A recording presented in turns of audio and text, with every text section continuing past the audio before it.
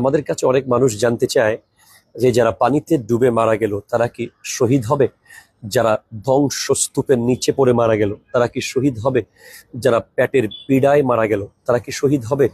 হ্যাঁ ভাই, as-সাহিহুল বুখারী 2829 নম্বর হাদিস তথা 2829 নাম্বারটা খুব সুন্দর।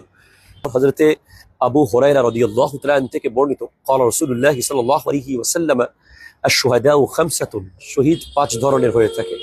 এক হলো আল-মাতউন, যে মহামারীতে মারা গেল। 2 ওয়াল মাবতুন, যে পেটের পীড়ায় মারা গেল। 3 নম্বর ওয়াল গারিকু, অর্থাৎ যে পানিতে ডুবে মারা গেল। 4 ওয়াসাহিবুল হাদাম, যে ধ্বংসস্তূপের নিচে চাপা পড়ে মারা গেল।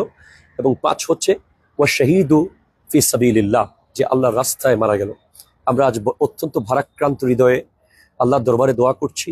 গতকাল বাংলাদেশের দৌলতদিয়ায় যে বাসটি পানিতে পড়ে ডুবে গেল রাজবাড়ির দৌলতদিয়া ঘাটে, সেই বাসের যাত্রী এখনো পর্যন্ত যারা পানি থেকে মৃত লাশ হিসেবে উঠেছে, আল্লাহ তাদের সকলকে শহীদ হিসেবে কবুল করুক এবং আমাদেরকে আরো অনেক বেশি সচেতন, অনেক বেশি মনোযোগী, অনেক বেশি দক্ষতার সাথে এই ঘাটগুলো হ্যান্ডেল করার তৌফিক দান করুক। আসসালামু আলাইকুম ওয়া রাহমাতুল্লাহি ওয়া বারাকাতুহু।